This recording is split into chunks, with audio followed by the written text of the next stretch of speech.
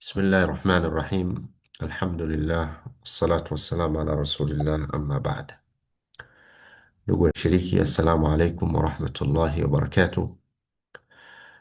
Nichukue fursa hii awali ya yote kumshukuru Mwenyezi Mungu jalla jalaluhu kwa kutupa taufiki ya kukutana kwa mara nyingine katika mafunzo yetu haya ya uongozi, ikiwa ni mwendelezo wa mada iliyopita ambayo ni aina za uongozi. Tulitazama aina za uongozi kwa namna tofauti, na leo insha Allahu taala tutamalizia sehemu iliyobaki ambayo ni mgawanyo au aina za viongozi kwa mujibu wa nia zao na ufanisi wao. Wanataalamu wa masala ya sayansi ya uongozi wamebainisha kwamba kuna aina nne za viongozi kutokana na nia zao na ufanisi wao. Tukiangalia aina ya kwanza katika aina hizo nne za viongozi chini ya kundi hili, wanasema ni yule ambaye anaitwa vital leader. Yani kama tunaweza tafsiri sio kuwa rasmi, kama ni kiongozi wa muhimu, vital, yani muhimu sana. Ni kiongozi mzuri, kiongozi muhimu sana, wa muhimu sana. Wanamwelezea wasifu kiongozi huyu kwamba nia yake ni nzuri, intention yake ni nzuri, na vile vile ana ufanisi katika utendaji wake, yani kunakuwa na matokeo mazuri katika yale anayoyafanya. Nia yake ni njema, na vile vile hatua anazochukua ni njema, na matokeo yanayopatikana yanakuwa ni matokeo mazuri, makubwa katika nafasi aliyokuwa nayo. Kwa hivyo wanamsifu vile vile kwamba anakuwa amekusanya dira ambayo ni nzuri, good vision, na ni mtu ambaye ana maadili mazuri yanamfanya aweze kufanya kilichokuwa sawa, na anaweza kuyasukuma mambo, okay, ili yaweze kufanyika. Kwa hivyo ana nia nzuri, dira yake ni nzuri, anaongozwa na maadili ambayo yanamfanya afanye maamuzi ambayo ni sahihi, ni ya sawa, na anayasukuma mambo. Ana nguvu, ana uwezo ima wa kiakili, wa kimwili, wa kimamlaka, wa kuyasukuma mambo yende na yalete athari nzuri. Huyu ni vital leader, vital leader. Kundi la pili au aina ya pili katika kundi hili ni yule anayeitwa amiable leaders. Huyo anamsifu wanazuoni hao kwamba ana nia nzuri, dhamira yake anayotueleza ni nzuri, inavutia, inahamasisha, okay, lakini hana ufanisi, hana nguvu ima ya kiujuzi au nguvu ya kimwili, ya kiafya, au nguvu ya kimamlaka ya kupelekea kupata ufanisi katika yale anayotakiwa kuyafanya. Yani anakuwa pengine ni mzito katika utendaji, mzito katika kufanya maamuzi, okay, mzito katika kuchukua hatua ya haraka au inayotakiwa kwa wakati husika. Kwa hivyo ni mtu ambaye ni mtu mzuri, yeye kama yeye nia yake mzuri, anayo maadili, lakini ikija kwenye utendaji humuoni kwenye utendaji. Utendaji wake ni duni, utendaji wake hauleti matokeo, na hii inasababishwa na ima kukosekana kwa ujuzi, au kukosekana na afya, au kukosekana na mamlaka. Ni kiongozi lakini amefungwa mikono, hana mamlaka anayotakiwa mtu awe nayo ili kuleta mabadiliko mazuri au kuleta ufanisi katika nafasi aliyokuwa nayo. Au inaweza ikawa ni kiongozi ambaye anaepuka maamuzi magumu. Okay, anajua kwamba hili ni jambo sahihi, eh, lakini ni jambo ambalo pengine watu waliomzunguka wana maslahi nayo, lakini sasa anaamua kuto kufanya maamuzi. Anaamua kuto kufanya maamuzi kwa sababu anaona waliomzunguka atawakera, atawaudhi, atawaharibia hili au lile. Kwa hivyo anarudi nyuma kufanya maamuzi ya msingi na ya muhimu, eh, kwa sababu kama hizo, ima juzi au hofu au hana afya ya kuyasimamia mambo, au hana mamlaka, au mwingine anaweza ikawa hana utashi tu, utashi wa utendaji.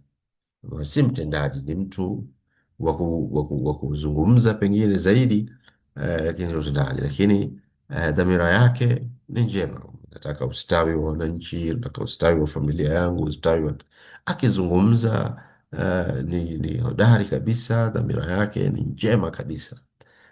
Kuna mtu anatilia mashaka juu ya dhamira yake, juu ya uwezo wake wa kutambua lililokuwa la sawa, lakini humuoni katika utendaji. Okay, kwa anaweza akatuambia kwamba tunahitaji labda mabadiliko fulani. Okay, lakini hakuna sasa mikakati ya kiutendaji ya kuweza kuhakikisha hicho ambacho tunakubaliana kwa tunakihitaji tunaweza kukiendea ili tukifanikishe. Okay? Au mikakati ipo lakini hakuna utendaji wa hiyo mikakati, inabaki kwenye makaratasi tu. Kwa hivyo kama ni katika nchi, unakuta kama tume zinaweza zikaundwa kuchunguza jambo litachunguzwa, tume zitaandikwa, yanatakiwa yafanyike maamuzi sasa kutekeleza mapendekezo labda ya hizo tume. Hapo ndipo unamkosa huyu mtu, unamkosa kiongozi huyu, hayupo katika ule utendaji. Okay, mambo yote yako wazi clear, tupite njia hii, tuzuie hiki, tuweke hiki, fanya maamuzi ili jambo hili liweze kufanyika, ana delay. Okay, ima kwa sababu moja au nyingine. Hiyo ni amiable leaders. Vacant leaders, vacant leaders anasifiwa kwamba huyu ni inactive, disengaged. Ni mtu ambaye hayupo, kama neno vacant linavyoonyesha. Ni kiongozi ambaye ni kiongozi lakini hayupo katika utekelezaji wa majukumu yake. Okay, ana majukumu kadhaa ya kufanya, unamkuta hayupo kabisa, hayupo kifikra, hayupo kiutendaji. Okay, kwa hivyo ni mtu aliyejaza nafasi tu, lakini ima hana mamlaka ya kufanya jambo lolote pengine katika structure ya organization alokuwepo, au ni mtu ambaye hafanyi kitu, inactive, disengaged.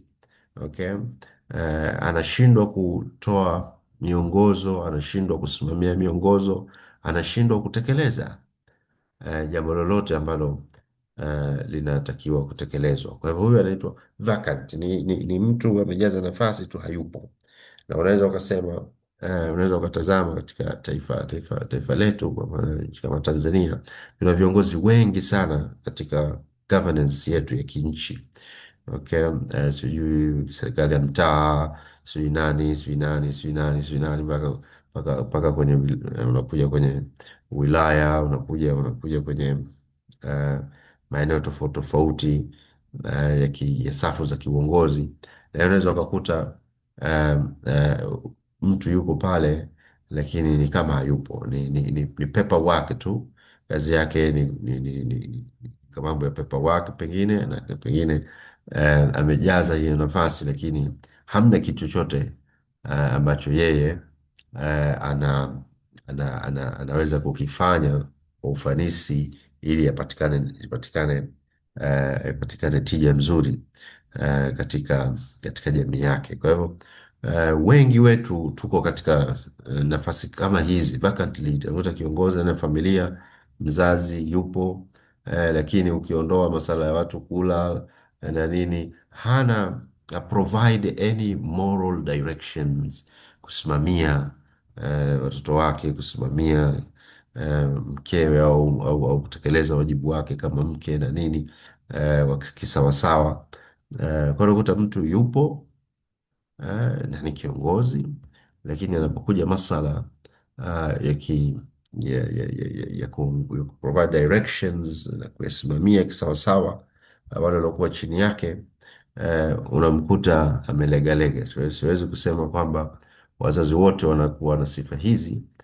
Ni kwamba tu tunatofautiana. Na mtu ni very very active katika kusimamia familia yake na watoto wake, maendeleo yao na changamoto zao na nini, lakini unakuta kuna wengine katika yale majukumu 10 unaweza ukamkuta anatiki mawili tu, mengine ni kama hayupo. Umeona, hayupo. Yeye anashughulikia labda kama ni baba kutafuta fedha, kulisha familia yake, lakini mambo ya kimaendeleo ya kifikra, intellectual, au ile personal development ya kijana wake, kwa maana anajifunza nini huyu, anamuongoza vipi katika kukuza kipawa chake, katika kutengeneza maadili ya kisawasawa. Unakuta hilo ameachia shule au ameachia walimu wa madrasa. Yeye anaona kama hana jukumu la kuprovide direction katika malezi ya kifikra na malezi ya kimaadili.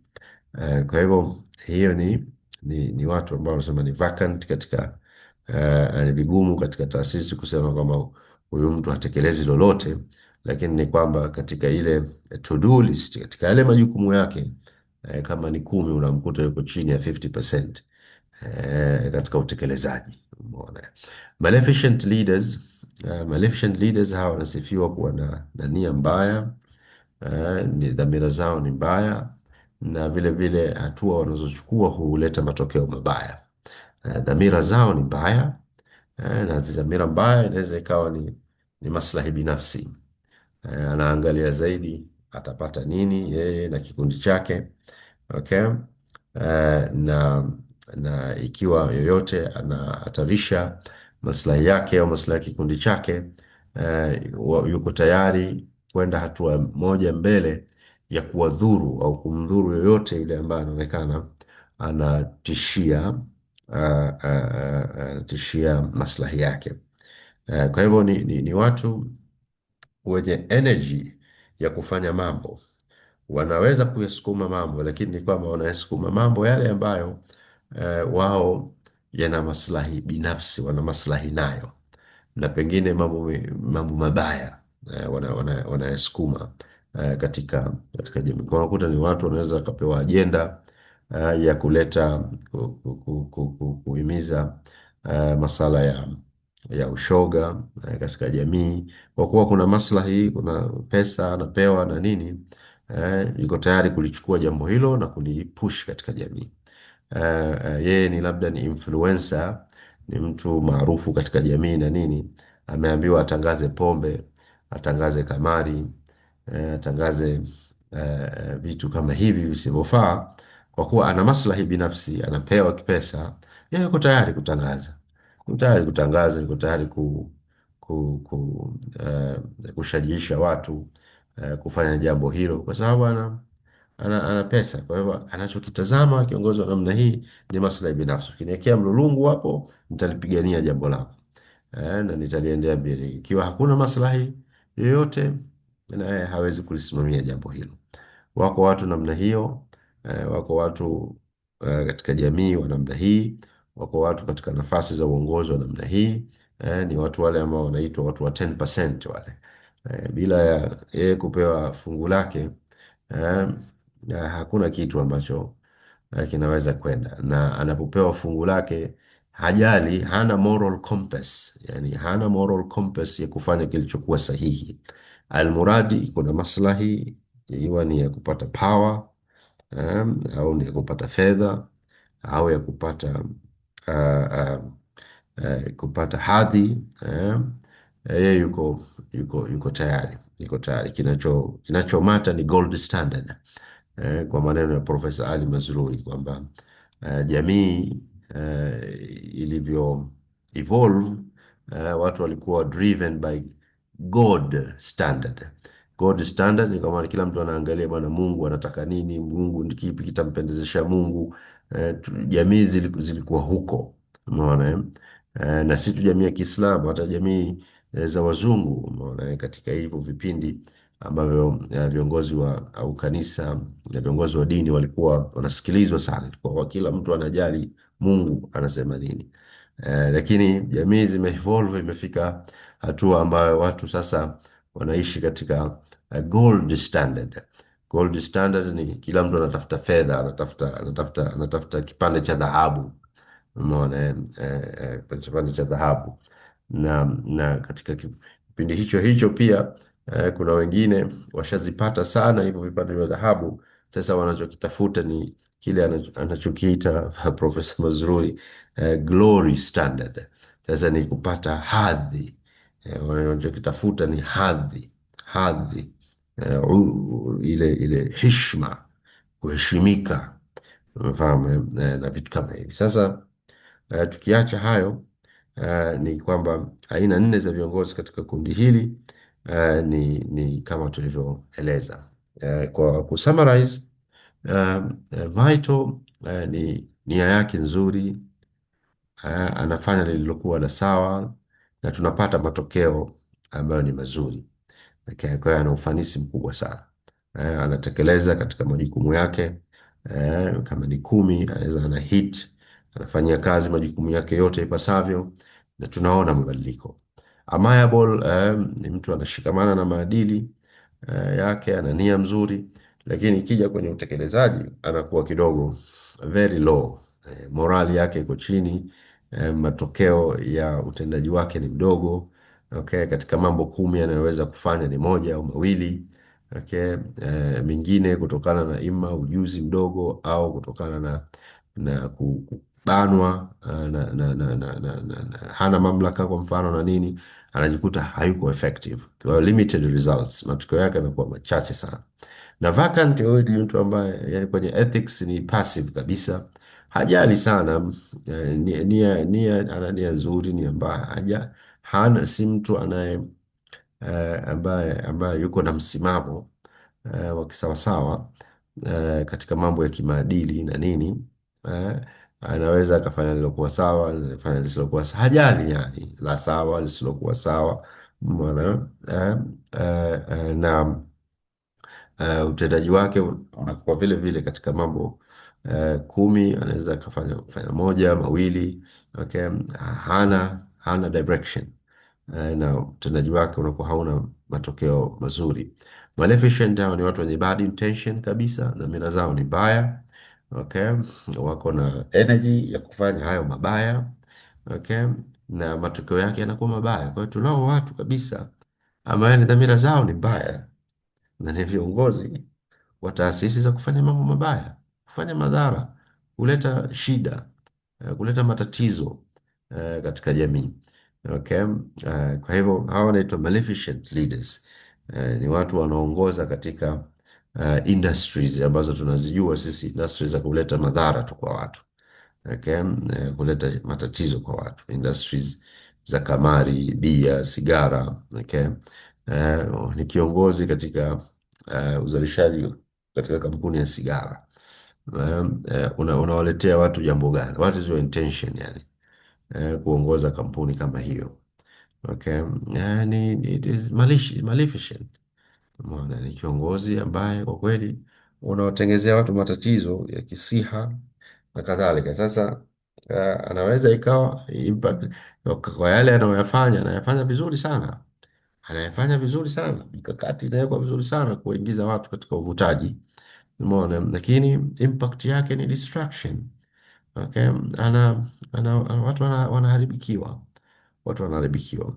Kwa hivyo hilo ni kundi mojawapo katika makundi haya manne katika aina hii ya uongozi. Sasa tukija kwenye mtazamo wa Uislamu na tukiongozwa na Qur'ani, tunakuta kwamba Qur'ani inawaweka viongozi katika makundi mawili makubwa. Kundi la kwanza ni oppressive leaders, ni viongozi madhalimu, viongozi wabaya. Okay, na unakutana na mifano kadha ya viongozi hawa katika Qur'ani, hususan yani top on the list ni Firaun. Firaun katika zama za Musa alayhi salam, katika zama za Muhammad sallallahu alayhi wasallam kina Abu Jahal, lakini Abu Lahab. Okay, hawa wanakuwa top of the list katika ummati Muhammad. Ni viongozi ambao ni madhalimu kwa upana wa maana ya neno hilo. Mwenyezi Mungu Subhanahu wa Ta'ala katika kutubainishia viongozi hawa anatueleza ya kwamba waja'alnahum a'immatan yad'una ila an-nar. Kwa hiyo sifa yao kubwa ni kwamba wao wanakaa baina ya watu na Mwenyezi Mungu, kuwazuilia watu kufuata njia iliyokuwa ya sawa, na hivyo wanalingania watu kwenda motoni, wanalingatia watu kufanya mambo ambayo ni ya hovyo, mambo yasiyofaa, kuwazuilia watu kumjua Mwenyezi Mungu, kufuata sheria ya Mwenyezi Mungu. Okay, hiyo ndio moja ya kazi kubwa kabisa, na ndio maana katika Uislamu unasema dhulma kubwa. Na mtu anaweza akajiuliza vipi kuwazuilia watu kumtambua Allah na kufashiria vipi na kuwa hiyo ni oppressive.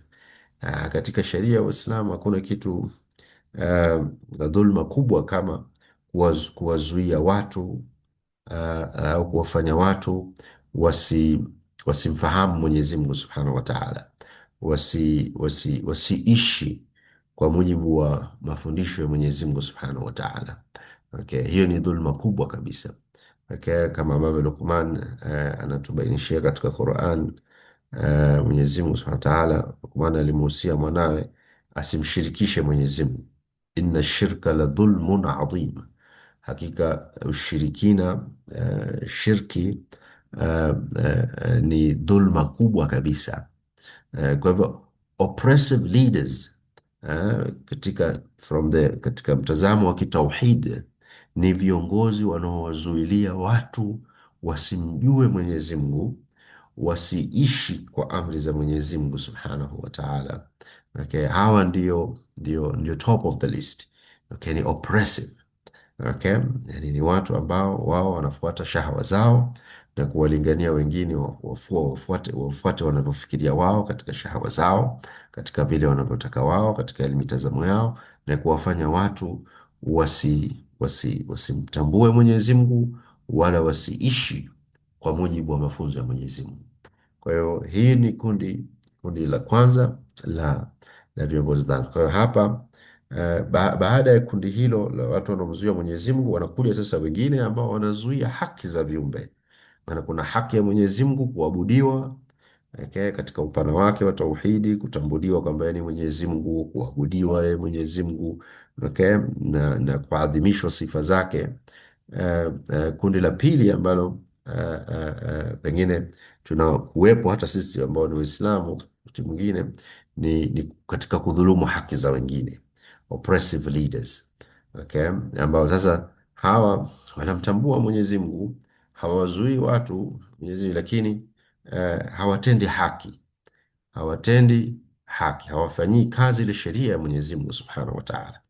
Kwa hiyo hawazuii watu kufanya ibada wala kufanya nini na nini na nini, lakini hawasimamii haki za viumbe kwa mujibu wa Mwenyezi Mungu anavyotaka.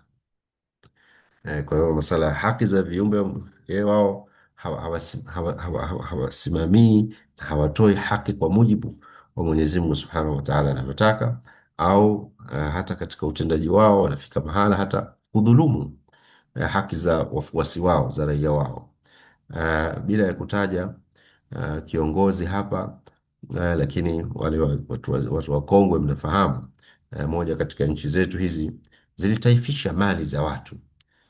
Tulipata uhuru, ikapitishwa sera ya ujamaa, na watu wenye mali, wenye majumba wakati ule yenye thamani ya kwa mujibu wa baadhi ya wanahistoria wanatuambia nyumba zilitaifishwa zenye thamani ya laki 1 kuendelea wakati ule, na mtu mwenye nyumba zaidi ya moja na kadhalika zilitaifishwa.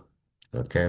Sasa hizo zilikuwa ni dhulma, ni dhulma za wazi kabisa baina kiongozi, mnakaa mnaamua kuwadhulumu wengine kutokana na kile ambacho Mungu kawapa katika fadhila zake, kwamba tutataifisha mtu mwenye nyumba zaidi ya moja.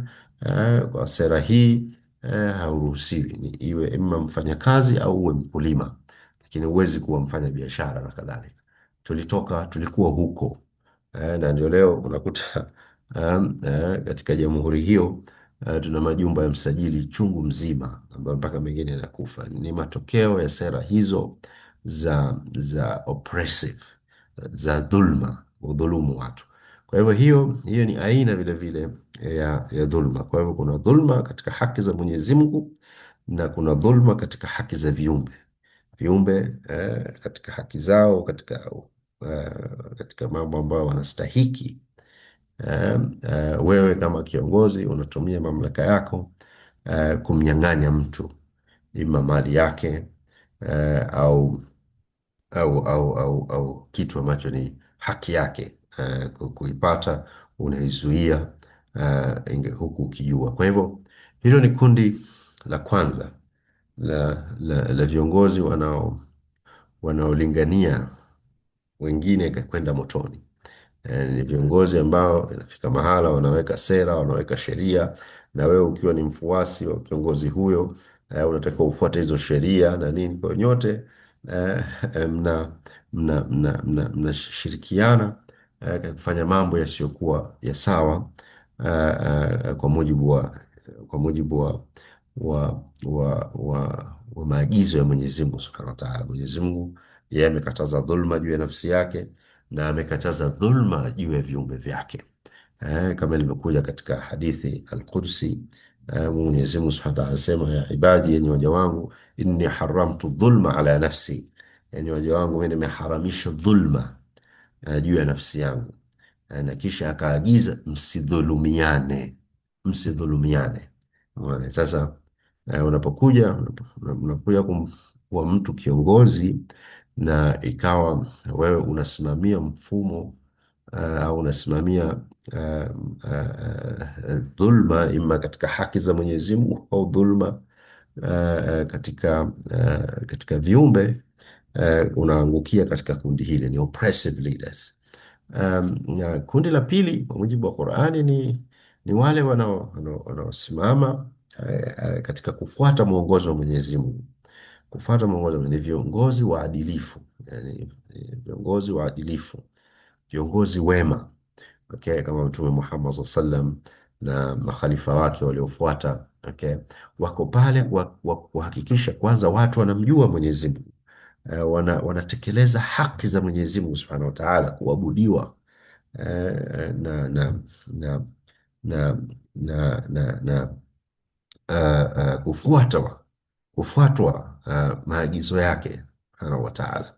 Na vile vile wanasimamia haki baina ya viumbe, na wao wenyewe kama viongozi wanajizuia katika kudhulumu hawa watu, hawa viongozi, hawa wenzao, binadamu wenzao. Okay. Na Mwenyezi Mungu Subhanahu wa Ta'ala anatuambia juu yao, anasema waja'alnahum a'immatan yahduna biamrina. Sasa kundi hili limesifika kwamba ni viongozi wanaongoza kwa mujibu wa amri za Mwenyezi Mungu Subhanahu wa Ta'ala. Wa auhaina ilaihim fi'la alkhairat, na tumewapatia ufunuo wa kufanya yaliyokuwa ya kheri. Katika hayo ya kheri, wa iqama sala, kusimamisha sala, wa itai zaka, kutoa zaka, wa kanu lana abidin, na kwa Mwenyezi Mungu wamejitoa kwa ajili ya Mwenyezi Mungu katika kumwabudu Mwenyezi Mungu Subhanahu wa Ta'ala. Kwenye hili hawana mchezo, hawana mjadala. Wao ni ibadur rahman, ni waja wa Mwenyezi Mungu, ni watumwa wa Mwenyezi Mungu Subhanahu wa Ta'ala. Kwa hivyo hili ni kundi kwa mujibu wa Qur'an, ni kundi la viongozi ambao wanaongoza kwa mujibu wa amri za Mwenyezi Mungu Subhanahu wa Ta'ala. Haki kwa wao ni ile ambayo Mwenyezi Mungu Subhanahu wa Ta'ala amesema hii ni haki. Okay? Haki hii ni ya Mwenyezi Mungu, haki hii ni ya viumbe vya Mwenyezi Mungu, wanaongoza watu kwa mujibu wa amri za Mwenyezi Mungu Subhanahu wa Ta'ala, si kwa mujibu wa utashi wao, na iwe katika maisha yako wewe binafsi. Kama tunasema kila mmoja ni kiongozi, unajiongoza kwa kufuata amri za Mwenyezi Mungu Subhanahu wa Ta'ala, na wale waliokuwa chini yako kama ni mzazi katika familia unawaongoza, okay, kwa mujibu alivyoagiza Mwenyezi Mungu Subhanahu wa Ta'ala. Unawasimamia kwa mujibu wa Mwenyezi Mungu Subhanahu wa Ta'ala alivyoongoza, kwa kadiri ya uwezo wako wote, kwa kadiri ya unavyoweza. Hakuna perfection, wanadamu wote tuna upungufu wa hapa na pale, lakini tukikuuliza, okay, ni nini kinachokuongoza katika kuwasimamia hawa, hakutokuwa na maneno mengine ya kwamba ni mwongozo wa Mwenyezi Mungu Subhanahu wa Ta'ala. Nitawasimamia hawa, au nitajisimamia mimi mwenyewe kwa mujibu wa vile Mwenyezi Mungu alivyotuongoza. Okay, kwa mujibu kwa uwezo wangu wote wa ufahamu, na kwa uwezo wangu wote wa nguvu, eh, katika yale aliyotuongoza Mwenyezi Mungu Subhanahu wa Ta'ala. Kwa lile ambalo ni baya ni kwa mujibu wa Mwenyezi Mungu alivyosema, hili baya linakuwa baya. Okay, hata kama watu watalipamba kwa namna gani ndio liwe zuri, kiongozi huyu anabaki kama hili ni baya na litabaki kuwa baya, na litakuwa ni jambo lenye kupigwa vita, na zuri litabaki kuwa zuri.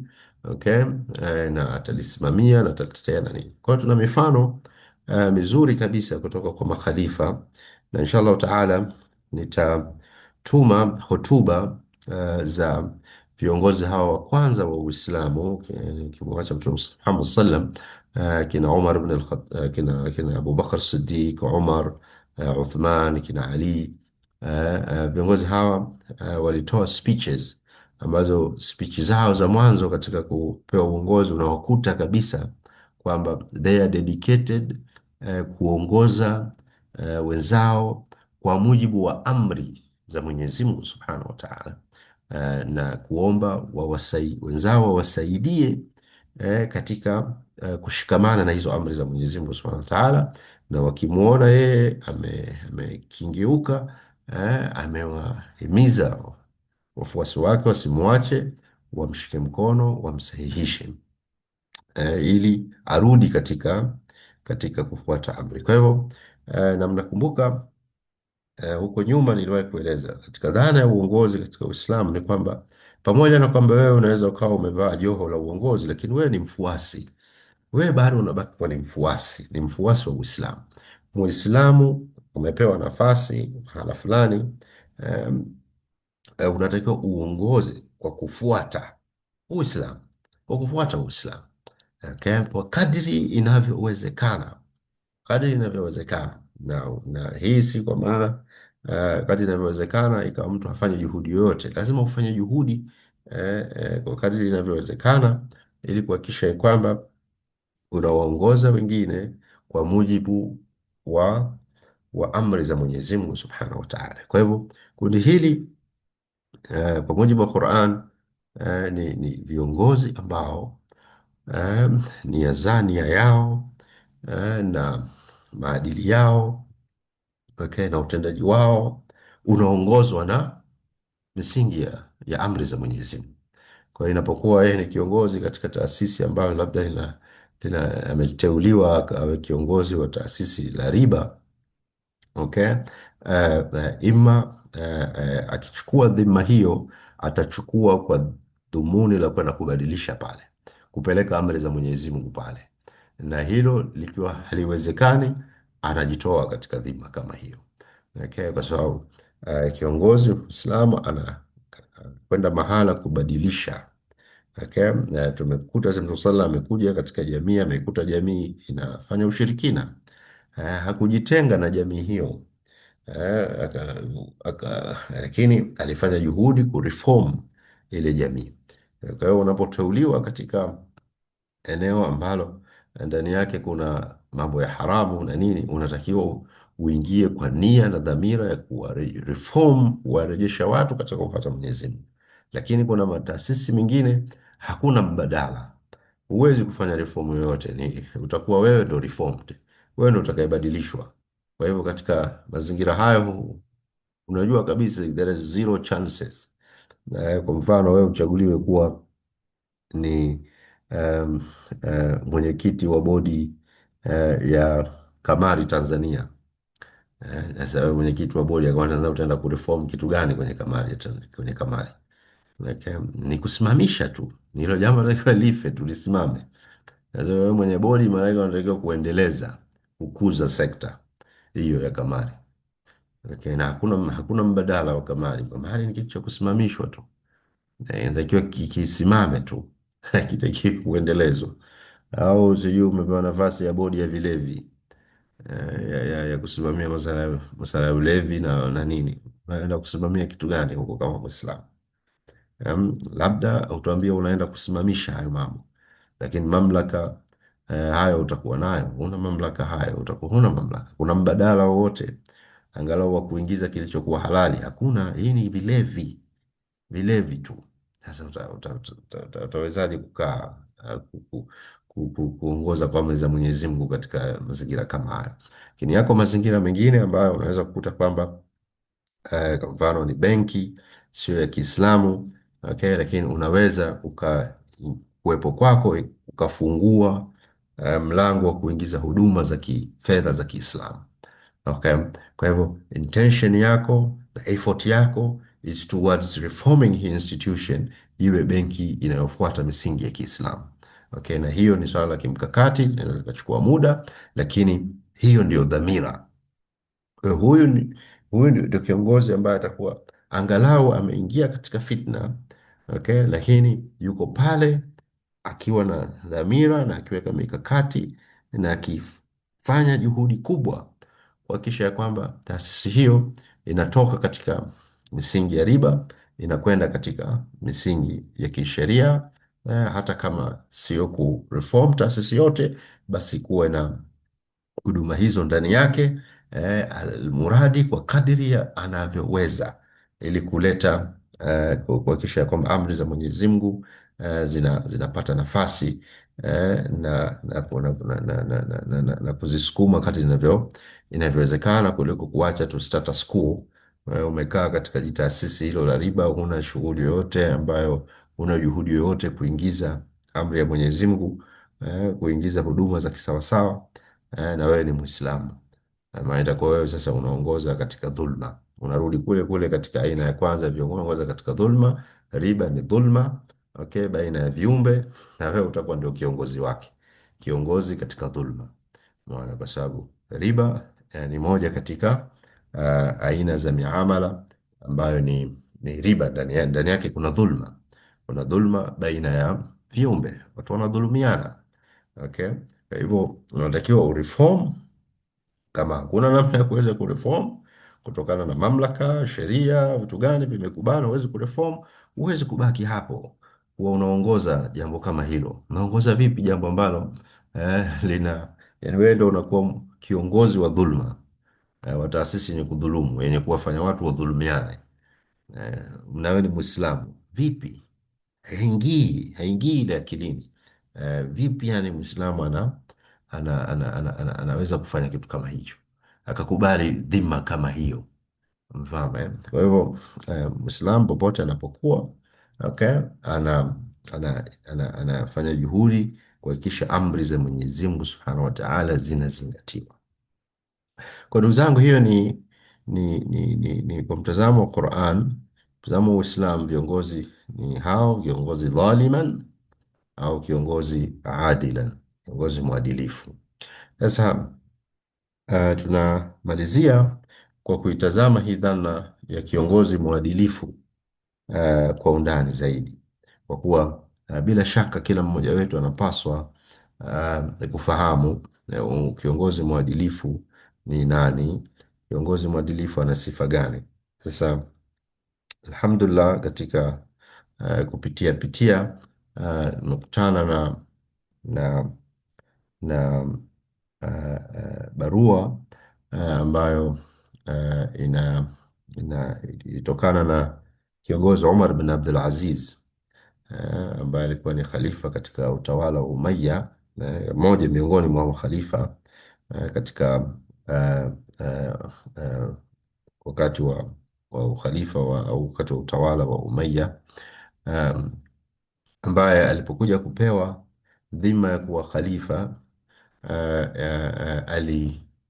alitafuta ushauri kutoka kwa wanazuoni, mmoja katika wanazuoni wa zama hizo, ambaye anafahamika kama Hasan al-Basri, mmoja katika wanachuoni maarufu. Tutakuja kueleza nini mwanachuoni huyo alimueleza, lakini kwanza, nini maana ya kiongozi mwadilifu? Kwa kiongozi mwadilifu, anasema wanachuoni, ni yule ambaye amechaguliwa na Waislamu ili awaongoze. Mtu ambaye amechaguliwa, Waislamu wamemchagua awaongoze, na wamempatia bai'a, wamempatia ahadi ya utii katika yale ambayo ni maarufu, yale ambayo ni mema, kwamba tutakutii, tutafuata maagizo yako katika yote yaliyokuwa ya sawa sawa. Na kiongozi huyu anawaongoza wenzake katika kutekeleza wajibu wao, au kutekeleza wajibu au yaliyopaswa kutekelezwa kwa mujibu wa sharia, kwa mujibu wa sharia. Huyu ndio kiongozi mwadilifu. Kiongozi mwadilifu ni yule ambaye ameteuliwa na Waislamu, Waislamu wamempa bai'a, wamemwahidi utii, okay, na kwamba yeye katika jukumu lake la msingi ni kuongoza wenzake kwa mujibu wa sheria. Ibn Uthaymeen rahimahullah, mwanachuoni katika zama zetu hizi, ametangulia mbele ya haki, amesema kwamba kiongozi mwadilifu ni mtu ambaye anasimamia haki, simamia uadilifu miongoni mwa watu, okay? Na mafuhumu ya uadilifu, mafuhumu ya haki, okay, ni kwamba anatekeleza sharia, anatoa hukumu za masala ya watu kwa mujibu wa sheria, okay. Kwa hivyo huyu anawaongoza wenzake kufuatana na mwongozo wa sheria. Ni mtu ambaye anaongoza watu, anaongoza wengine kwa mujibu wa sheria ya Mwenyezi Mungu Subhanahu wa Ta'ala, na anaisimamia hiyo sheria ya Mwenyezi Mungu Subhanahu wa Ta'ala, kwa sababu kama ambavyo kwenye Qur'ani imesema, yule ambaye hafuati sheria huyo ni dhalim, waman lam yahkum bima anzala Allah fa ulaika hum dhalimun. Wale ambao hawasimamii mambo, hawayahukumu mambo kwa mujibu wa sheria ya Mwenyezi Mungu, hao ni watu madhalim. Kwa hivyo hii ni mafuhumu ya kisheria ya kiongozi mwadilifu katika Uislamu. Kiongozi mwadilifu ni mtu ambaye anasimamia haki za viumbe na anasimamia haki ya Mwenyezi Mungu Subhanahu wa Ta'ala, kama ilivyoteremshwa katika Qur'an. Kwa hiyo anawahimiza watu katika sali, katika kutoa zaka, anasimamia masala ya kijinai kwa mujibu wa sheria ya Mwenyezi Mungu Subhanahu wa Ta'ala, utoaji wa haki, maendeleo ya watu kwa mujibu wa sheria ya Mwenyezi Mungu Subhanahu wa Ta'ala.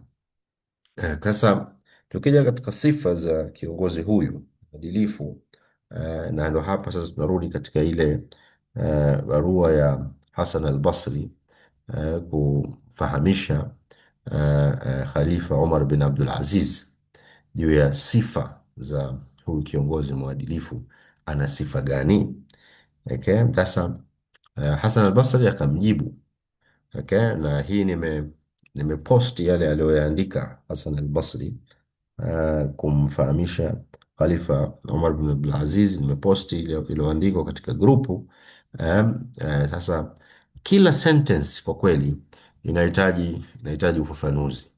Ukianza tu na hii line ya kwanza, la kwanza nilomwambia Khalifa, mwambia, fahamu ewe Khalifa wa Islam ya kwamba Mwenyezi Mungu amejalia kwamba kiongozi mwadilifu, okay, kuwa ni guardian, kuwa ni mlezi, okay, kuwa ni mtu wa kumuongoza kila aliyepotea, guardian of everyone who strays. Awe ni kiongozi wa kuwaongoza na kuwalea wale waliopotea warudi katika njia sawa, kuwa ni kizuizi Sifa ya pili katika laini hii kwamba kiongozi mwadilifu ni kizuizi, ni mtu anayeweza kumzuia dhalimu yoyote yule asidhulumu, restraint of every oppressor.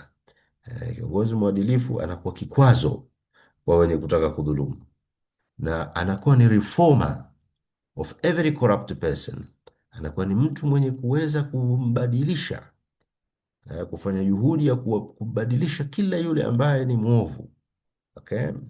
Anakuwa ni reformer, ni mtu anayeweza kuchangia katika, of course Mwenyezi Mungu ndo anayembadilisha mja wake, lakini huyo ana mchango fulani wa kuweka mazingira au kuweka kufanya mtu mbaya kufanya kitu kibaya kuwa ni jambo gumu, lakini hata hao wabaya pia kuweza kuwa na utaratibu wa kuweza kuwarekebisha. Okay? Na ni strength of every weak person, kwamba kiongozi mwadilifu ni nguvu kwa yule ambaye hana nguvu. Yani nguvu ya mtu dhaifu ni huyu kiongozi mwadilifu, na ni advocate of every oppressed one, na ni mtetezi wa kila aliyedhulumiwa. Okay? na ni sehemu ya kukimbilia, okay, kwa kila yule ambaye ametatizika. Okay, sasa ukitazama sifa ya kwanza tu, guardian of everyone who strays, wanatuambia ukitafakari hii unakuta ya kwamba katika muktadha wa uongozi, okay, kiongozi mzuri anawaguide waliokuwa wamepotea, anawapatia mwongozo, kama ni nasaha, okay, kama ni kutengeneza mazingira ya kucorrect, okay, mwelekeo wa wale waliopotea, okay, na sio kuwaacha, okay, sio kuwaacha. Kwa hivyo kiongozi mwadilifu anamtazama yule asiyeswali, vipi tumsaidie ili aweze kuswali. Mtazama yule ambaye maana huyo amepotea, mtu ambaye hana maadili mazuri, vipi turejeshe maadili. Okay, kwa hivyo ni guide kwa misguided, kwa wale ambao wamepotea. Ama restraint of every oppressor, ukitazama katika jicho la uongozi ni kwamba huyu anasimamia haki za watu na hivyo kumzuia dhalimu yoyote asidhulumu. Okay, kiongozi mwadilifu anawazuia madhalimu wasidhulumu. Okay. Kwa hivyo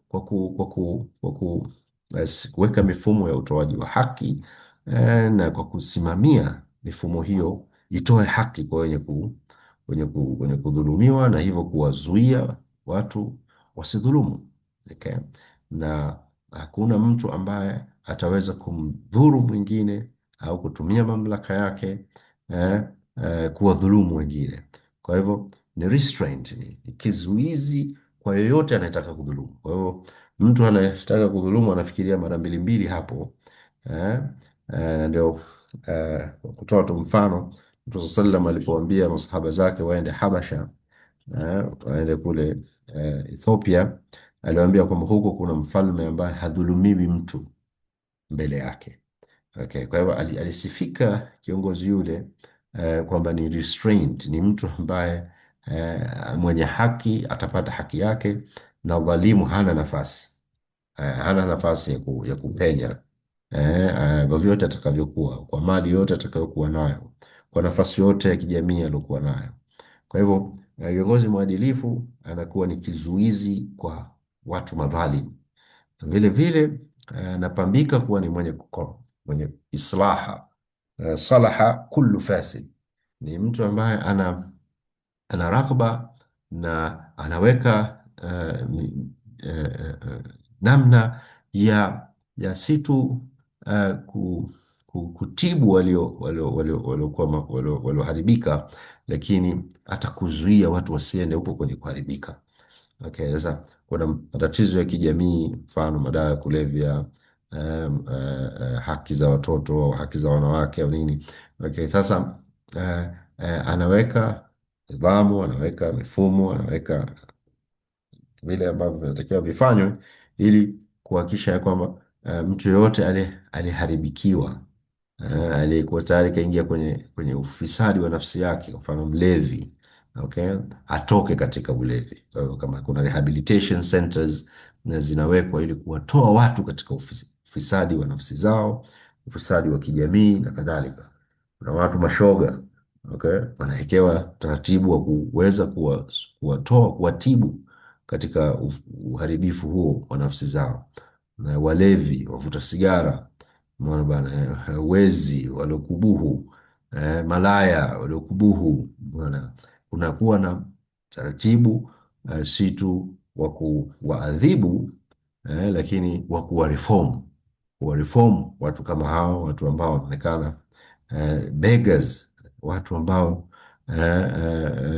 wanaombaomba, ambao wengine kwa shida, wengine kwa tabia.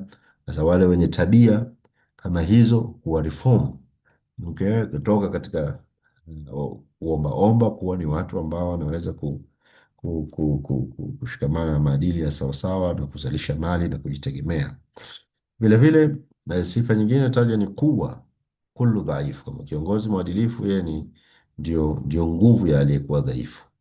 Okay, kwa hivyo ni kwa muktadha wa kiuongozi ni kwa maana huyu ni mlinzi wa watu dhaifu.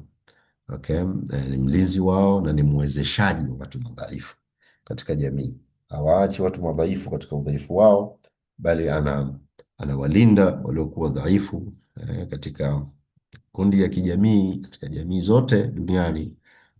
Wako madhaifu, wako ambao ni madhaifu. Mtume sallam ametuhusia sisi akatuambia, na wahusia na wahimiza juu ya kulinda haki ya madhaifu wawili. Mtume sallam alisema wanawake na mayatima. Okay, wanawake katika mjitamaa wetu ni katika kundi la watu madhaifu, dhaifu kwa maana mara nyingi haki zao na mambo kama hayo wanakuwa ni wenye kudhulumiwa, wenye kuonewa na vitu kama hivi. Kwa wingi wao, wako wanawake wengine nao matata, lakini tunazungumzia kwa wingi wao, wanawake ni katika kundi la watu wanaonyanyasika, wanaoonewa katika jamii. Vile vile mayatima, okay? Pia ni moja katika makundi kwa hiyo katika jamii zote kunakuwa na makundi ya watu madhaifu ambao wanahitaji kiongozi. Kiongozi ndo nguvu yao, atakapokwenda pale kueleza zile shida zake, apate usaidizi, apate ulinzi, okay? Apate kuwezeshwa, okay, kupata haki zake au kuweza kuendelea na maisha yake bila ya kero au bughdha. Kwa hivyo kiongozi mwadilifu analitambua hilo, anatambua waliokuwa madhaifu katika jamii yake na anawalinda ili wasipoteze haki zao, wasipoteze utu wao na kuwawezesha. Na vile vile ni advocate, ni mtetezi, okay? Ni mtetezi wa kila aliyedhulumiwa. Kiongozi mwadilifu anapambika na sifa ya kuwa yeye anahakikisha haki inapatikana kwa wale ambao wamepoteza haki zao. Okay? Kwa hiyo anakuwa ni mtetezi kwa kila aliyepoteza haki yake. Anakuwa ni sauti kwa wale wasiokuwa na sauti. Okay? Huyu ni kiongozi mwadilifu, anawasemea wale ambao wenyewe hawawezi kujisemea kutokana na sababu moja au nyingine. Vile vile mwisho kabisa katika just ile sentence ya kwanza tu ya Hasan al-Basri anasema kwamba huyu vile vile ni kimbilio. Okay? Ni, ni, ni, ni, ni, ni, ni mtu mwenye kufariji. Mwenye kufariji. Hata leo katika dhana zetu hizi za uongozi wa kinchi wanasema rais ni comforter in chief, ndio mfariji mkuu. Okay? Vile vile kiongozi mwadilifu anabeba nafasi hiyo kwa ni mfariji mkuu, okay? Kwa wale waliopatwa na matatizo, okay? Au wakati wa shida, kuna watu wamepatwa na majanga ya moto, majanga ya mafuriko, okay? Majanga haya na yale, anakuwa ni mfariji, ni mtu mwenye kuwafariji waliopatwa na shida, waliopatwa na misiba, waliopatwa na matatizo. Okay? Na kama kuna namna yoyote ya kutoa msaada zaidi ya maneno ya faraja, anafanya hivyo, anafanya hivyo, anafanya hivyo. Kwa hivyo hii ni hizi ni huu ni uchambuzi wa kila sentensi katika ile sentensi kuu ya Hasan al-Basri kumweleza Omar ibn Abdul Aziz juu ya kiongozi mwadilifu ni mwenye sifa zipi. Katika paragrafu inayofuata anaendelea Hasan al-Basri anamwambia, fahamu vile vile ewe kiongozi wa waumini ya kwamba kiongozi mwadilifu ni mfano wa mchungaji aliyekuwa rahimu kabisa, eh, aliyekuwa mpole kabisa, mwenye huruma juu ya wale anaoongoza. Ni mfano wa mchungaji anayewachunga wanyama wake kwa upole, anawapeleka eh, katika malisho yaliyokuwa mazuri kabisa, anawahifadhi wanyama wake dhidi ya maeneo hatari, malisho hatari. Okay? Anawalinda vile vile dhidi ya wanyama wakali wanaoweza kuwala. Okay? Lakini vile vile anawalinda dhidi ya madhara ya joto kali au baridi kali. Okay? Kwa hivyo ukianza kuyachambua maneno haya utakutana sasa, tutaweza kueleza kama ifuatavyo. Kwa muktadha wa kiuongozi, unavyozungumzia kiongozi ni kama mfano wa mchungaji mpole, okay, kwa wale anaowachunga. Kwa maana kiongozi anatakiwa awe anajali maslahi ya wale anaoongoza, awe anawahurumia wale anaoongoza. Yani huruma inakuwa kubwa zaidi baina ya huruma na hasira. Huruma inakuwa kubwa zaidi na unakuta sifa hii imesifiwa nayo Mtume sallallahu alaihi wasallam ya kwamba bilmuminina raufur rahim, kwa waumini, kwa wale wafuasi wake anaoongoza alikuwa ni raufur rahim, mwingi wa kusamehe mapungufu na kupuuzia mapungufu ya kibinadamu, na alikuwa rahim, mpole. Kwa hivyo kiongozi mwadilifu anaongozwa na huruma, moyo wake umejaa huruma hii katika kuwaongoza au kuwasimamia wale anaowaongoza, anawahurumia, ana care deeply, umeona, kwa wale anaowaongoza. Kwa hivyo anawapeleka anawaongoza walio chini yake katika katika mambo yenye maslahi na wao. Kama huyu mfugaji wa wanyama huwa anaongoza wanyama wake katika malisho yaliyokuwa mazuri, katika muktadha wa kiuongozi ukija katika muktadha wa kiuongozi ni kwamba huyu anawaongoza watu katika mambo yenye maslaha yao fi dunia wa fil akhira, ongeza kwenye mambo ambayo yatakuwa na maslaha katika dunia yao na akhira yao. Kwa hiyo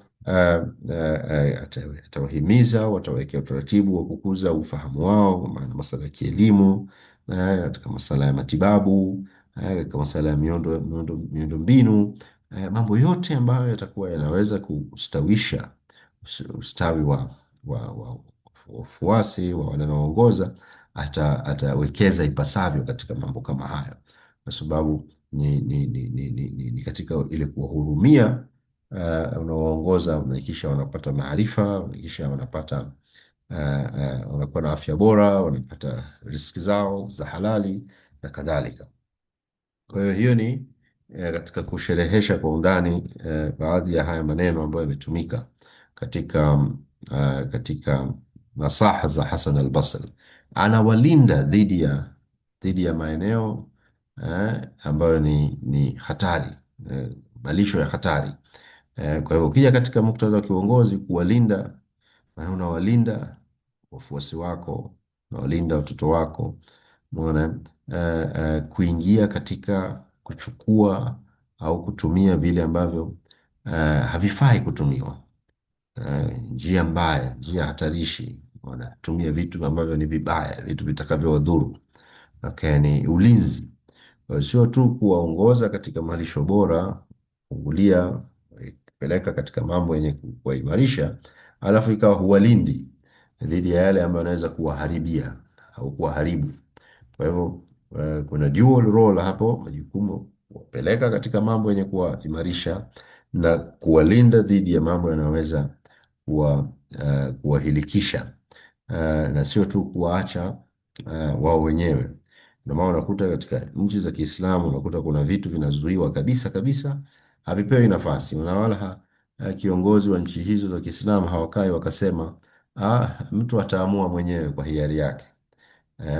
Akitaka kulewa shauri yake. Sisi tunamwelimisha kwamba kulewa ni haifai, kamari haifai, riba haifai, okay, lakini ataamua mwenyewe na waacha wenyewe waamue. Kwenye eh, viongozi waadilifu na wanaosimamia amri za Mwenyezi Mungu, mambo ambayo yanajulikana haya yana madhara kabisa, hapewi nafasi kabisa katika mujtama, katika jamii. Kwa hiyo masala ya pombe hazizalishwi wala haziingizwi. Masala ya kamari, hakuna ruksa ya kamari kabisa. Masala ya riba hakuna nafasi, au mifumo ya Kiislamu itapewa nafasi kubwa ili kuwazuia watu wasiende katika mifumo ya riba. Kwa hivyo ulinzi ni kitu muhimu sana dhidi ya mambo ambayo yatawafanya watu wahiliki, watu waharibikiwe. Kadhalika anawahifadhi dhidi ya wanyama wakali. Sasa ukija katika muktadha wa kiongozi, maana yake kiongozi atawahifadhi wale anaowaongoza dhidi ya maadui, ima wa ndani au wa nje, ambao wanaweza kudhuru viwiliwili vyao, au wanaweza kudhuru fikra zao na kadhalika. Kwa hivyo leo tunazungumzia ulimwengu wa social media. Ulimwengu wa social media ambao kwa kiasi kikubwa sisi hatuna, yani hautokani ndani, unatoka nje. Social media platform haya yametoka nje, watu kutoka nje, watu wanaposti vitu vyao wanavyoposti. Okay. Sasa kiongozi mwadilifu ni kwamba atakuwa na mechanism ya kuzuia content zenye madhara zisiingie, zisiweze kuathiri watu, fikra zao zisiweze kuathiri watu katika tabia zao. Unafahamu? Kwa hiyo you have the duty to safeguard the community. Okay, ndio leo unakuta tunasikia katika baadhi ya nchi zimepiga marufuku baadhi ya mitandao ya kijamii, au zinazizuia content fulani zisiweze kufika katika nchi zao, au zisiweze kuonekana katika nchi zao na kadhalika. Kwa hivyo hizi ni measures muhimu ku safeguard the community. Mpaka baadhi ya nchi leo kutokana na changamoto against social media zimepiga marufuku watoto chini ya miaka 18 kuweza kuingia katika mitandao ya kijamii. Na kuna wimbi kubwa la nchi kadhaa duniani kuchukua hatua za kuzuia watoto chini ya miaka 18, ambao ndio tafsiri ya watoto kwa wenzetu hawa, kwamba au kwa mujibu wa sheria za kilimwengu, kwamba wasitumie social media, wasiingie katika social media. Okay, kwa sababu imeonekana zinawaathiri cognitively, kiakili, kimaadili na kiafya na kadhalika. Kwa hivyo kiongozi ana jukumu vile vile la kusafeguard, okay, jamii yake. Wewe kama mzazi na mimi kama mzazi tuna wajibu mkubwa katika eneo hili, kulinda watoto wetu, kulinda wale ambao ni masulia chini yetu dhidi ya kitu chochote kinachoweza kumham mwili wake, okay, au kuham tabia yake. Sasa leo natakiwa wazazi tu attentive kwa kweli na social media. Nchi zetu zimeacha social media, kuna vizuizi chochote kile kinaonekana. Sasa ni wajibu ni wetu sisi kama wazazi, kama viongozi, kuhakikisha ya kwamba tunatazama nini wanatazama vijana wetu, okay, na kuwa guide katika kutazama vilivyokuwa vitu vya sawasawa vitakavyowajenga kitabia, vitakavyowajenga kiujuzi, kimaarifa, vitakavyowajenga kimitazamo, na kadhalika, na kuzuia vile ambavyo vitawadhuru vitawadhuru. Okay, hili ni jambo muhimu sana. Kadhalika kiongozi mwadilifu anawalinda wanyama wake. Kwa mfano huu au hii metaphor aliyotumia Hassan al-Basri ya mfugaji anawalinda wanyama wake dhidi ya joto na dhidi ya baridi kali. Kwa vile vile kiongozi, katika muktadha wa kiongozi ana jukumu la kuhakikisha wakati wa shida wakinga wananchi wake dhidi ya shida, dhoruba mbalimbali. Kwa mfano sasa hivi tunapitia katika vita vya Irani na Marekani huko na nini, ambavyo vina athari zake kiuchumi katika mataifa mengi.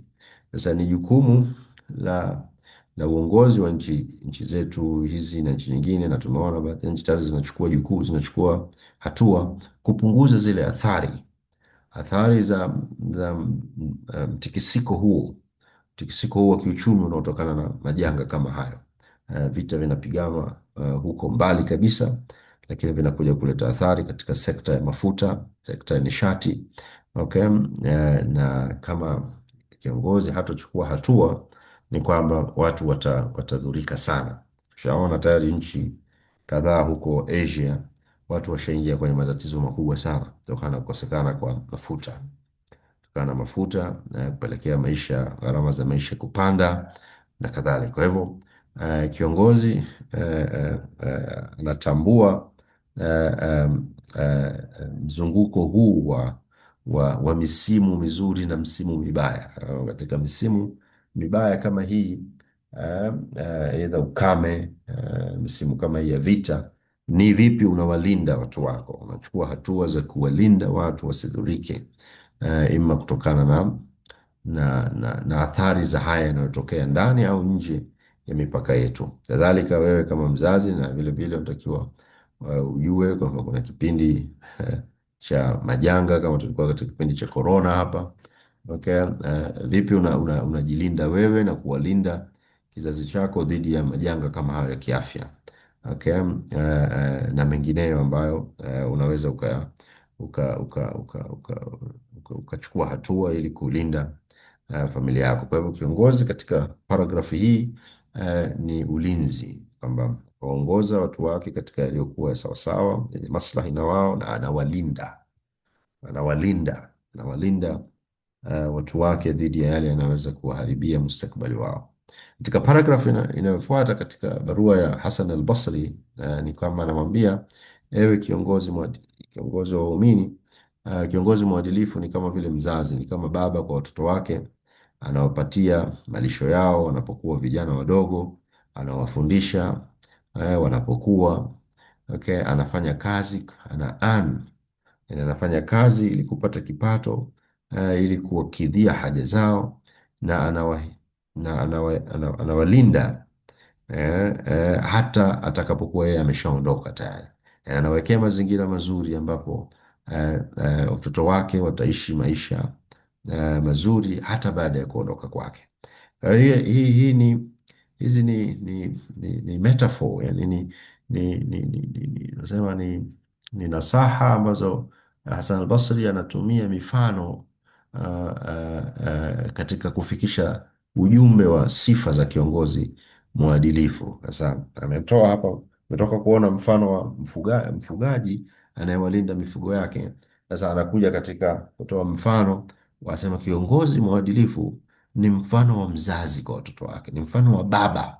Na mbele katika paragrafu inayofuata atatoa mfano wa mama. Ameanza na mfano wa baba, sema ni mfano wa baba kwa watoto wake, anawakidhia haja watoto wake katika udogo wao, wanapokuwa wadogo, anawafundisha wanapokuwa. Okay. Anachuma mali kwa ajili yao wakati akiwa hai, na anawahifadhia, okay, katika hizo mali anazochuma, kwamba zije ziwafae hata baada ya kuondoka kwake. Okay. Kwa hivyo ukija katika muktadha wa kiuongozi, kwamba ni kama mzazi kwa watoto wake. Maanake kiongozi unatakiwa uwe na mapenzi na unaoongoza, ujali hali za wale unaoongoza. Okay, empathy, uvae hisia, ufeel vile wanavyofili wale unaoongoza katika hali za dhoruba au katika hali za furaha. Uwe unaweza kushiriki kihisia katika hali wanazopitia wale unaoongoza. Vile vile ana provide, anawapatia katika muktadha wa kiongozi, manake anahakikisha ya kwamba kama ni mzazi kweli, kwa nafasi zetu ndani ya familia kama baba, unatakiwa uprovide kama hivyo, provide chakula, provide malazi, provide mavazi na kadhalika, katika muktadha wa uongozi wa kinchi na nini, maanake unaweka mazingira mazuri kama nchi na rasilimali za kuwezesha watu hata kupata pesa badala ya wao kutozwa kodi wao wanapewa na dola, ni jambo ambalo ni bora zaidi.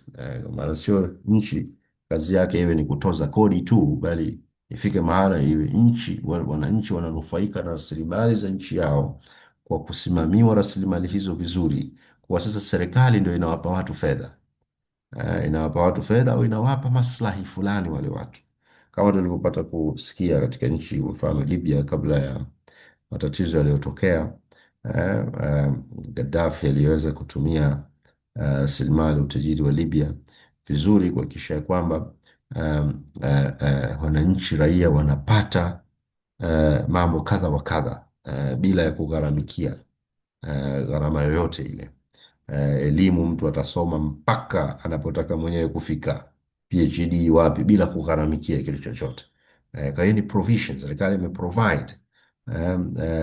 Naambiwa vile vile masala ya umeme, masala ya maji, umeona. Sasa tusifikiri kwamba hizi ni vitu vya kinadharia, bali katika uongozi uliofanikiwa ni unaweza kuwatekea wananchi wake kiasi hicho, kwa maana kisha kwamba wanapata mambo mahitaji yao ya msingi au mazingira yamewekwa vizuri kabisa kuwafanya watu wapate mahitaji yao ya msingi katika maisha yao bila kutaabika. Umeona, yani kuwafanyia watu wepesi ndio msingi katika misingi ya sheria, maadamu jambo hilo haliendi kinyume na sheria. Yani taisir, Mtume sallam alikuwa ametuagiza sisi, yassiruhu wala tuasiruhu, fanyieni watu wepesi. Sasa kama hatuwezi kuwapatia watu hiki na hiki na hiki na hiki na hiki, basi tuwafanyie wepesi katika wao wenyewe kujipatia hiki na hiki na hiki.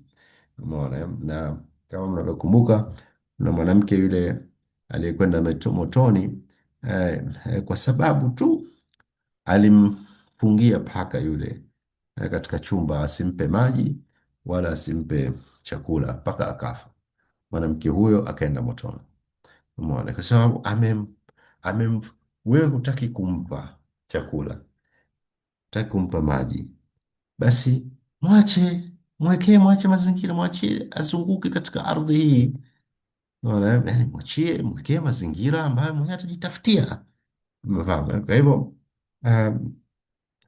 kiongozi mwadilifu kwa mujibu wa wasifu huu ni ana provide, anaweza kuwapatia wale ambao hawajiwezi kupata riziki zao waweze kupata riziki zao, na wale wenye kuweza kupata riziki zao mazingira yapo mazuri ya kuwafanya watu wapate riziki zao.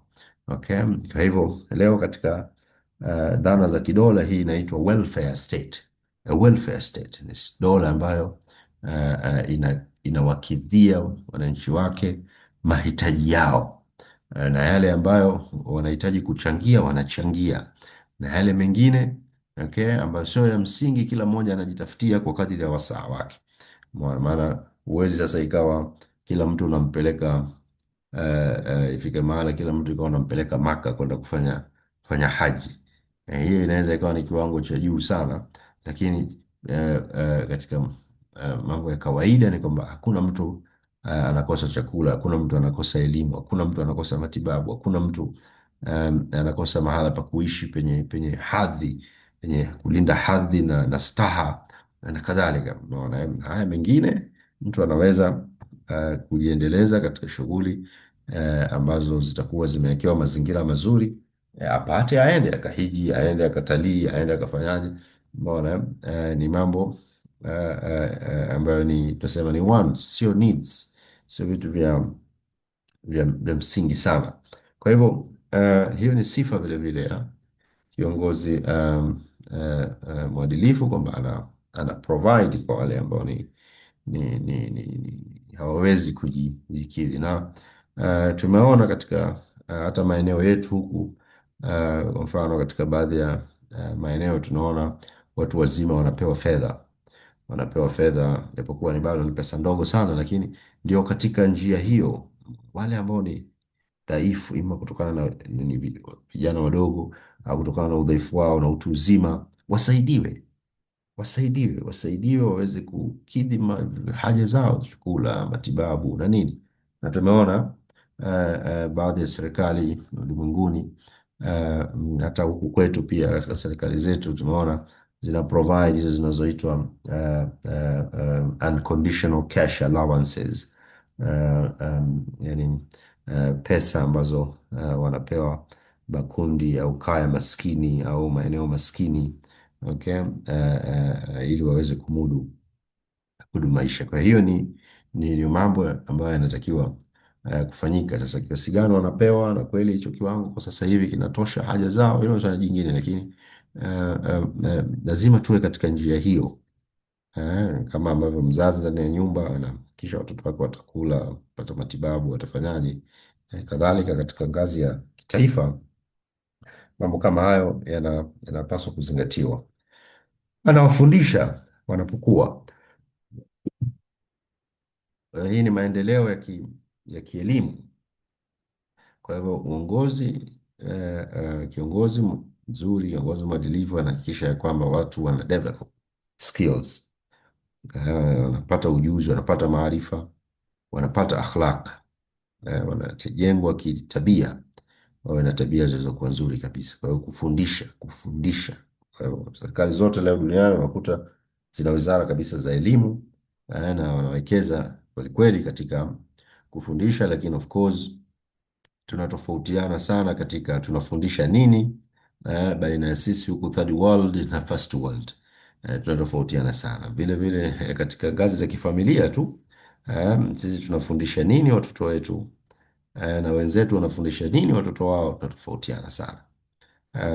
Lakini lazima mzazi kama kiongozi uwekeze katika kuwafundisha watoto wako, kuwa na ujuzi, kuwa na maarifa, kuwa na tabia. Ni swala si la kuliacha kwa sadfa, la kuliacha tu kwamba litokee kwa bahati. Ni dhamira ya dhati kabisa hii, unaona, fanya kijana apende kusoma, okay, na wewe kuwekeza katika elimu yake. Fanya kijana awe na maadili na kuwekeza katika kuwa na maadili. Umeona? Kwa hiyo tunapozungumzia kuja na shule hizi za Kiislamu na nini katika nchi zetu hizi, ni katika kuhakikisha tunatoa elimu sahihi, tunafundisha kitu kilichokuwa cha sawa, okay? Lakini vile vile tunajenga maadili. Hawa ni wasaidizi tu, shule hizi zitusaidie tu, lakini bado tuna wajibu mkubwa sisi kama wazazi kuhakikisha vijana wetu wanapata elimu iliyokuwa bora, okay, na maadili yaliyokuwa mazuri. Tunawafundisha maadili yaliyokuwa mazuri. Kitaifa, ni swala kubwa kabisa kuhakikisha kwamba wananchi wanajifunza vitu vilivyokuwa vya maana, okay, vitu ambavyo vitaweza kuwafanya wakabiliane na mazingira yao na waweze kutafakari, na waweze kuwa na maadili yaliyokuwa mazuri na kadhalika. Sisi tunafundisha nini third world countries na first world countries wanafundisha nini? Hii ni ndio wanasema baadhi ya wachambuzi ni moja katika vitu vinavyotutofautisha. Third world country sio tu kwa sababu ya vipato duni vya watu wake, wanatuambia wataalamu, lakini pia ni hao watu wanasoma nini, umeona, hao watu wanasomeshwa nini. Ikiwa sisi katika karne ya 21, hatuwezi, vijana wetu hawawezi hata kutumia digital, hawana digital skills. Mtu anamaliza darasa la saba hajui kompyuta ni kitu gani, hajui hata kuwasha, hatajui hata kutumia kompyuta. Okay. Kwa kweli ni bado tuko nyuma. Wenzetu wako katika kuwafundisha sio watu kutumia kompyuta, wako katika kuwafundisha watu namna ya kutumia akili mnemba, artificial intelligence, na kuweza kuintegrate artificial intelligence katika taaluma mbalimbali kuanzia ngazi za chini huko. Sisi bado tunafikiria vipi tutajenga madarasa, bado tunahangaika na madarasa. Madarasa hayatoshi, bado tunahangaika na madawati hayatoshi. Bado tunahangaika na vitabu havitoshi. Kwa hiyo hizo ni moja katika vitu vinatofautisha sana baina third world countries na first world countries. Mna wizara ya elimu, lakini mnafundisha nini? Mazingira tu yenyewe ya kielimu, hiyo ni changamoto moja kubwa ambayo bado tuko nayo. Wachilia mbali tunafundisha nini, hayo madarasa, hivyo vyenzo vya kufundishia au walimu, changamoto kubwa kabisa ambayo tuko nayo. Kwa hivyo sisi kama wazazi tujue kwamba tuna wajibu wa kusimamia elimu bora ya vijana wetu. Na dola, serikali na wajibu huo kubwa kabisa, na kile ambacho hakifundishwi shuleni, kama mzazi unakijua hiki ni kitu kizuri, kitu cha faida kwa kijana wako, usingojee kabisa wengine waje wafundishe hicho kwa mtoto wako. Weka mazingira, tafuta walimu, tafuta namna ya kuhakikisha ujuzi huo unapatikana ndani ya familia yako. Na wakati mwingine wewe mzazi unao ujuzi fulani, usife nao, warithishe ujuzi huo vijana wako. Na hili ni jambo ambalo hupenda sana kulisisitiza, hasa kwa kina mama kuwa na ujuzi mbalimbali katika mambo mbalimbali majumbani. Wanapuuzia kuwafundisha vijana wao, mabanati wao na nini mapema, na hakuna mtu mwenye garantia ya ataishi miaka mingapi. Kwa hivyo kabla hujatangulia mbele ya haki, harakisha kumfundisha kijana wako yale ambayo anapaswa kuyajua. Ujuzi uliokuwa nao fundishe, utaweza kumsaidia katika namna moja au nyingine. Kwa hivyo sifa nyingine imeelezwa ni earns for them during his lifetime. Kwa hivyo ni kiongozi anakuwa proactive in creating prosperity and stability for the community. Ataenza mazingira kuwafanya watu waweze kustawi kiuchumi na kusonga mbele kimaisha. Anawasevia. Okay, kwa kiongozi ni forward looking, ana plan kuhakikisha ya kwamba anawawekea mazingira mazuri ya kiuchumi wale atakaowaacha baada yake. Okay, sio tu kusema kwamba watajijua wenyewe bwana. Mtume sallam alipata kusema ya kwamba alimuhusia moja katika masahaba zake ambaye alikuwa anataka kutoa mali yake yote sadaka. Akamwambia usifanye hivyo. Akamwambia basi nitatoa nusu sadaka, nibakishe nusu. Akamwambia hiyo ni nyingi sana, bado usifanye hivyo. Akamwambia basi nitatoa thuluth. Sala akamwambia sawa, thuluth unaweza kutoa, lakini pia thuluth ni kiasi kikubwa.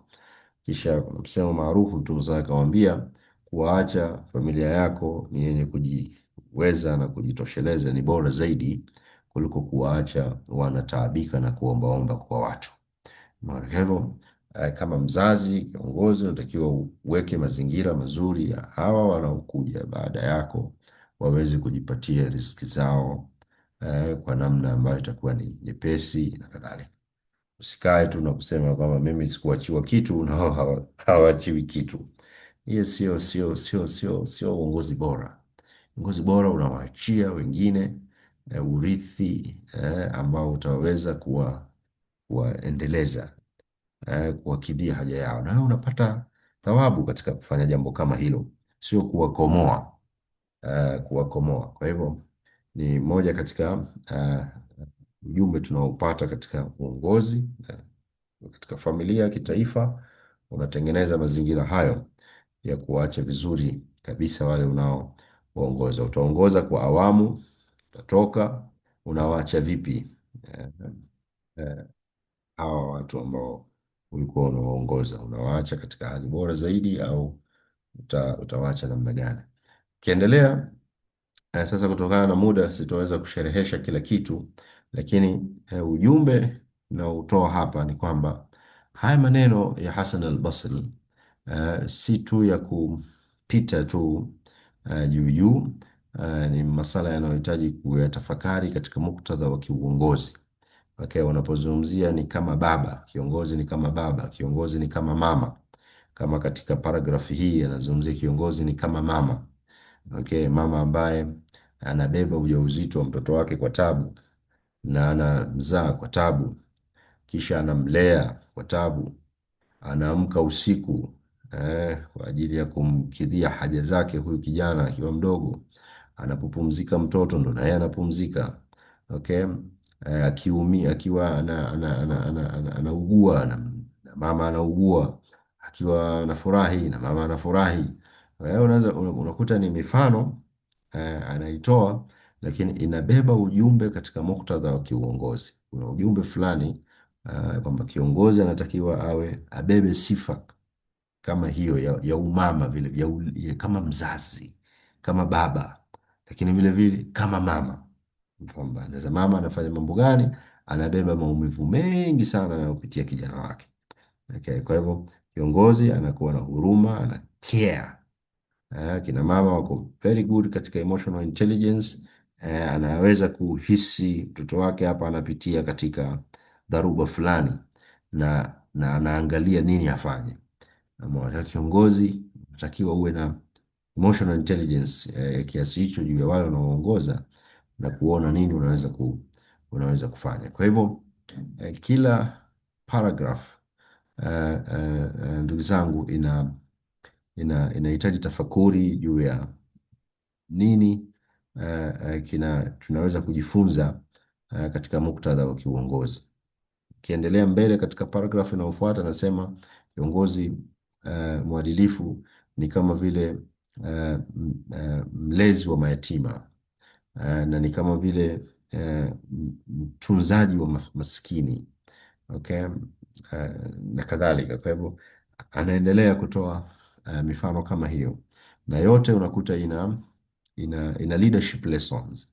Yani katika hiyo paragraph unaweza unajifunza nini kama katika sifa ya kiongozi anatakiwa awe vipi. Katika mfano mwingine hapa, na moja katika mifano mizito kabisa anayoitoa Hassan al-Basri, anasema kiongozi mwadilifu ni mfano wa moyo. Okay, mfano wa moyo katika viungo vyote vya mwili. Okay, kwa hivyo moyo ukiwa imara na afya na siha, na viungo vingine vinakuwa na siha. Okay, lakini moyo ukifisidika na maeneo yote mengine yanafisidika. Kwa hiyo kuna leadership lessons katika ujumbe kama huo. Anasema leadership sets the moral tone. Kwa maana uongozi ndio unaofikisha ule ujumbe wa maadili yanayotakiwa na kukubalika. Kwa kama wewe kiongozi huna mwelekeo wote katika huna maadili yote unaoyasimamia, okay, ni kwamba wafuasi wataharibikiwa, watakuwa hivyo hivyo kama ulivyo wewe. Umeona, wewe ukiwa na maadili mabaya, wafuasi wataharibikiwa, utakuwa kama mfano wako. Ukiwa na maadili mazuri, na wao watashikamana na maadili hayo. Kwa hivyo ni mfano wa moyo katika viungo. Moyo ukiwa salama, viungo vyote vinakuwa salama, na moyo ukiharibika na viungo vingine vinaharibika. Kwa hivyo huu ni ujumbe katika uongozi. Ukiwa kiongozi mzazi ndani ya familia, wewe ni kiongozi. Ikiwa wewe maadili yako ya ovyo ovyo, ujue na watoto unawaharibu. Hivyo inaanza na wewe katika swala la kimaadili, katika kuwatengeneza wale unaoongoza. Kwa hivyo ndugu zangu, nitashare hizi slides ambazo zinajaribu kutupatia leadership lessons kwa kila paragraph. Nimejaribu kuainisha mambo gani au sifa gani ambazo zinapatikana za kiongozi mwadilifu kutokana na nasaha hizi za Hasan al-Basri, ili iwe kwetu ni funzo. Kwa hivyo kutokana na muda sitoweza kusherehesha kila paragraph na kila kila nukta, lakini natumai leo inshallah nitazituma hizi slides baada ya mafunzo. Ni kuwaomba tu kila mmoja wenu atenge muda apitie na tafakari katika yale ambayo anaweza kujifunza kutokana na kutokana na nasaha hizi za Hasan al-Basri, akielezea juu ya sifa za kiongozi mwadilifu. Tutaishia hapo.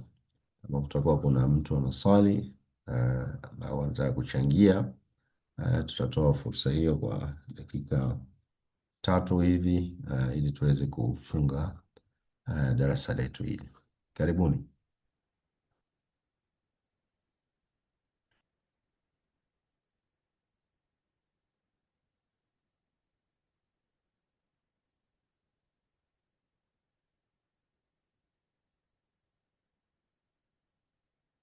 Na mtu anaswali, na mtu anataka ufafanuzi mahali. Okay. Sawa, kama hamna mwenye swali au mwenye okay. Aha, okay. Je, kuna kitabu cha Kiswahili kwa mafunzo haya? Kwa bahati mbaya hakuna kwa kweli.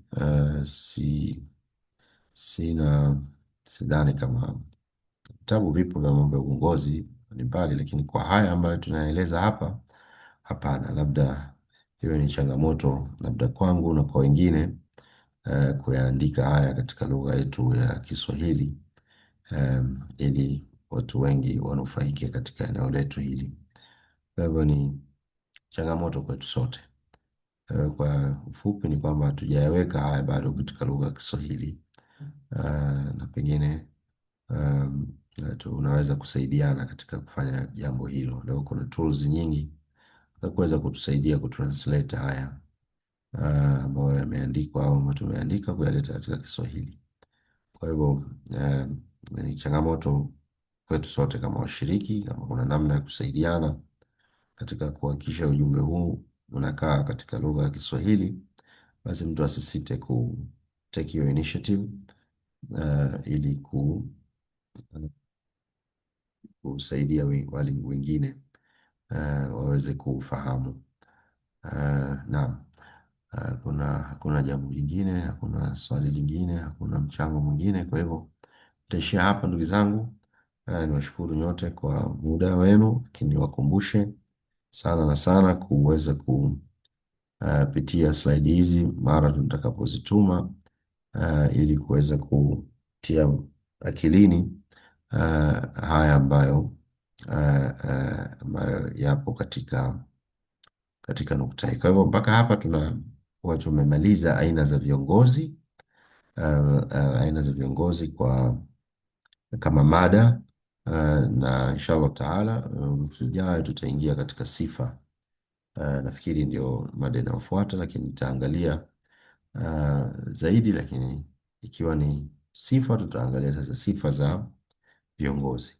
Sifa za viongozi ni zipi? Na tutaangalia kile ambacho kinaitwa prophetic model, prophetic leadership framework ya uongozi, yani mfano wa kuigwa katika uongozi, na kuangalia sifa za kiongozi kwa mujibu of course ya utaalamu wa masuala ya uongozi, lakini kubwa tutajikita katika sifa za uongozi kwa mujibu wa Uislamu. Uislamu kiongozi anatakiwa apambike na sifa zipi? Kwa hivyo hiyo itakuwa ni inshallah taala mada itakayofuata, sifa za viongozi wazuri. Viongozi wazuri wanatakiwa wawe na sifa gani, alafu tutakuja kuangalia wanatakiwa wawe na ujuzi gani, na mengineyo ambayo yapo katika eh, mada za somo letu hili.